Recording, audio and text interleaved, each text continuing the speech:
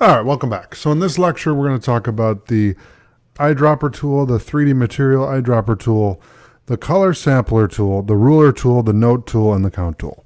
All right, so let's go into Photoshop here where I'm already opened up, and let's go to the eyedropper. So the eyedropper tool samples colors from an image, okay?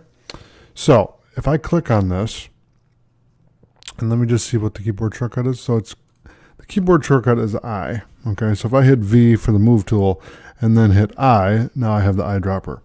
Okay, and if I hit Z, that's the zoom tool, and I click in here, okay, I'm going to zoom in on the kitty here, and then I'm going to hit I for the eyedropper tool. So if I hover over his little eye here and I click, it's going to give me that color. So light gray. If I go to a darker color, let's say this one, okay, then it gives me black.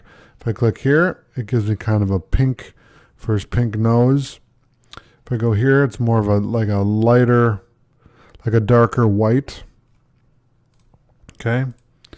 So let me go to his nose. So that is the eyedropper tool. Now, I use this all the time for a variety of things when I'm picking out colors for my designs or logos. I'll go and I'll get ideas and use the eyedropper to grab the colors and then work from there. So you can see this is kind of like a mix between blue and green. And it gives you the code right here. So that is the eyedropper tool. Now the next tool on here, if I right click and go to the 3D material eyedropper tool, it loads a selection material for a 3D object. Now I don't have a 3D object to show you, but that's what the tool does. It will, like I said, it loads the selected materials from a 3D object. Okay. Next up, I have the color sampler tool. So if I hover over this, it displays the values for colors in an image. So for example, if I go here to the kitty and I click on his nose, it's going to give me the RGB code. So you see right here, I have 196, 124, and 140. And if I go here to his little eye, then it's going to give me that code as well, which is number 2. So it's numbered, so we have 1, 2, and then if I want to get the color of his ear, then it does 3, 4, 5, 6, 7, 8, 9, and 10, and so on and so forth. You can go on for a while here and select a lot of colors if you need to. But this is a great way to grab all those colors, and then you could create them as a swatch.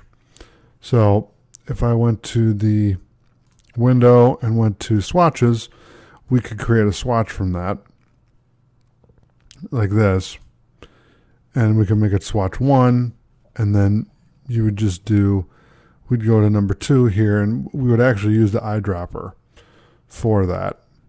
Okay, so on and so forth. Okay, so let me close that. Then the next tool we're going to talk about is the ruler tool. So what this is going to do is it's going to give you a measurement. Okay. Now, let me open up the color sampler tool here.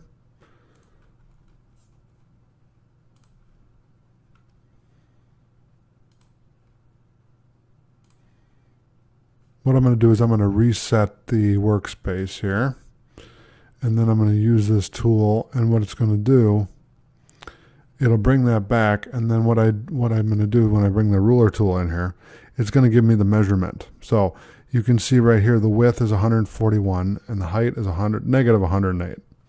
And we are using pixels. Okay, so I'm going to hit File, Save to save this document. And so that's how you use the ruler. Now if I right click on the ruler tool and go to Note and click here, I can write this is a note. And over here I can write this is a note number 2, okay? And so if I click on these, if I use the move tool and then I click on it, it's going to show me the note. Okay?